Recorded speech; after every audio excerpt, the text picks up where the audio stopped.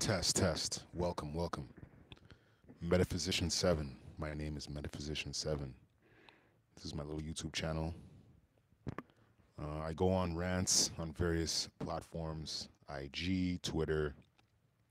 I'm going to make sure to I always make it a point. I always forget to look in here. Look at the actual, camera itself instead of looking at myself looking in. So, welcome. Last night I go on these rants, upload them to Apple Podcasts. Um, I wanted this informal rant about incels, the red pill community, and no more Mr. Nice Guy. Um, and I've been thinking about it a bit more today. Uh, I'm going to read actually because I think in that trio of things that I just listed, the thesis, the no more Mr. Nice Guy kind of thesis, is a bit. Dr. Glover, Robert Glover, wrote this book, and I believe that inherently is not a harmful piece of literature. However, I think like everything, whether it's the Bible or whether it's whatever, um, misconstrued pieces of literature from whatever figure, people use it to their own advantage and use it to their own sort of self-serving goal.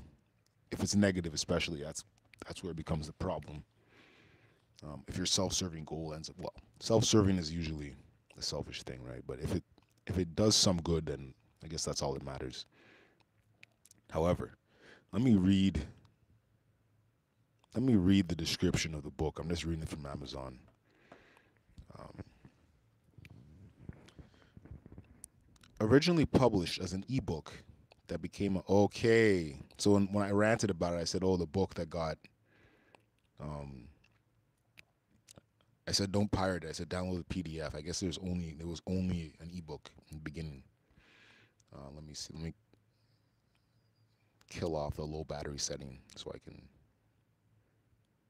not have to worry about the phone going dark. Okay, here we go. Originally published as an ebook that became a controversial media phenomenon, No More Mr. Nice Guy landed its author a certified marriage and family therapist on the O'Reilly Factor and the Rush Limbaugh radio show. Dr. Robert Glover has dubbed the nice guy syndrome, trying too hard to please others while neglecting one's own needs, thus causing unhappiness and resentfulness. It's no wonder that unfulfilled nice guys lash out in frustration at their loved ones, claims Dr. Glover. He explained how they can stop seeking approval and start getting what they want in life by presenting the information and tools to help them ensure their needs are met, to express their emotions, to have a satisfying sex life, to embrace their masculinity and form meaningful relationships with other men, and to live up to their creative potential. About the author, he holds a PhD in marriage and family therapy and is himself a recovering nice guy. That's the other thing with the book too. He often relays it's not just kind of a you should do this kind of a scenario. He himself is relaying his own experiences as a nice guy. As a result of over 30 years of clinical work in countless men and women, countless men and women, Dr. Glover has become widely recognized as a leading authority on the nice guy syndrome. He lives in Puerto Vallarta, Mexico, where he writes and leads workshops and seminars for men. His website, drglover.com, features numerous online courses focusing on personal growth, relationships, sexuality, and career. So I would say the philosophy that he presents in a very toned down way kind of relates to the red pill community. I think that's a bit more extreme with their super you know, pro masculine, misogynistic kind of views. A lot of it is positioning women. Okay, let me read because I summarized it in the last rant, but I think it's better if I read it. All right, what's Wikipedia? Let me find Wikipedia. Okay, the Manosphere. Manosphere is an informal network of blogs, forums, and websites where commentators focus on issues relating to men and masculinity as a male counterpart to feminism or in opposition. All right, now let me Red Pill Community Wiki.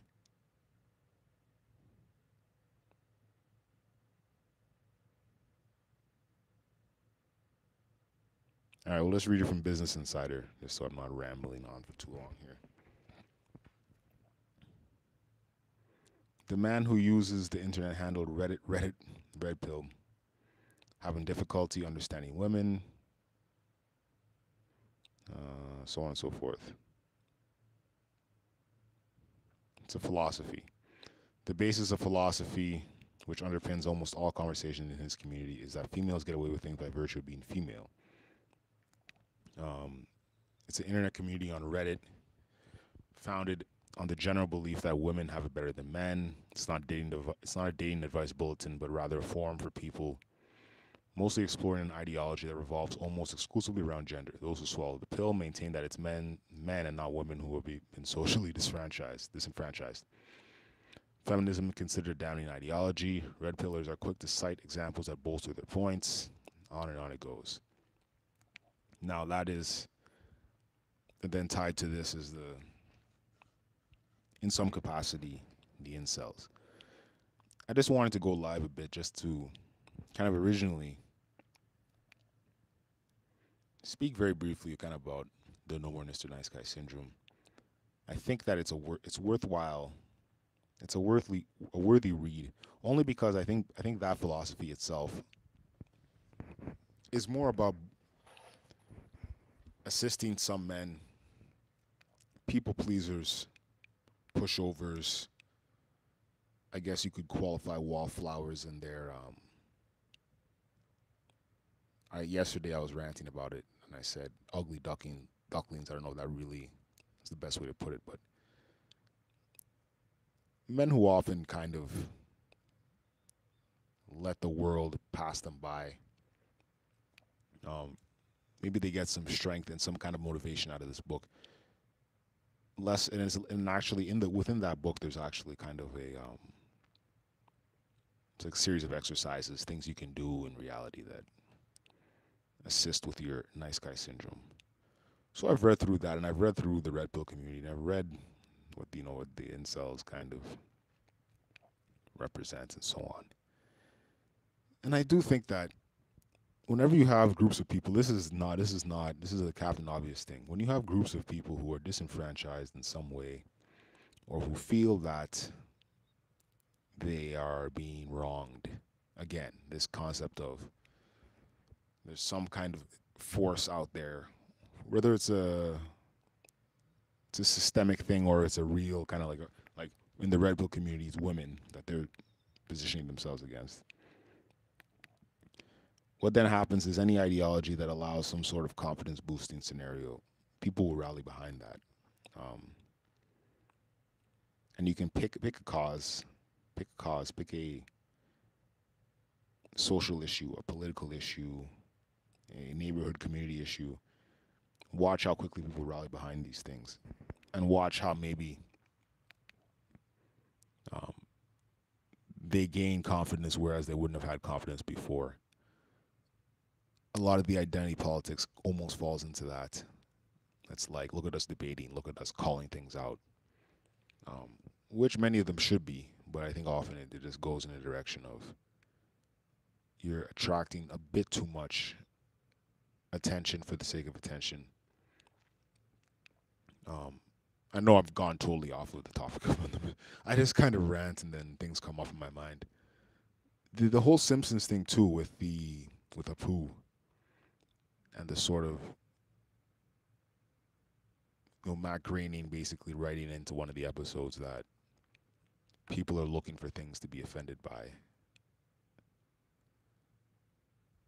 I think that's almost a bit too. That was a bit too direct, especially when you have that kind of an audience that you've been social commentating throughout decades in these episodes, and then to sort of be disrespectful, disregard the actual opinions of the very people who you're sort of, in some form or fashion, relaying opinions and relaying um, thoughts and so on to. It's just not a good look, and it's one of those things. We're in a culturally sensitive, we're in a bit of a sensitive time. Um, so yeah, on the one hand, maybe there's some people out there who are just kind of like, we react to everything, but the fact that you have like a South Asian depiction of somebody in there who was never really depicted by someone from that demographic, for people to address that, for you to kind of dismiss it, it's it's a very it's not a thoughtful way to go about it. Anyway, I was supposed to rant for 7 minutes, and it's now almost 50. I think I'll just go 15 minutes. But back to the no Mr. Nice Guy thing. Um, we have this scenario where, kind of like the Dylan Roofs, the various figures who come and they shoot people up in mass numbers. Is there a connecting kind of well, there's a profile of these people, right? And many of them gravitate towards what are perceived as fringe kind of philosophies. I wouldn't put nice guy, the no Mr. Nice Guy philosophy necessarily in that category, but it's easy to see how the themes presented overlap with the red pill community, overlap with the incels, from what I've read.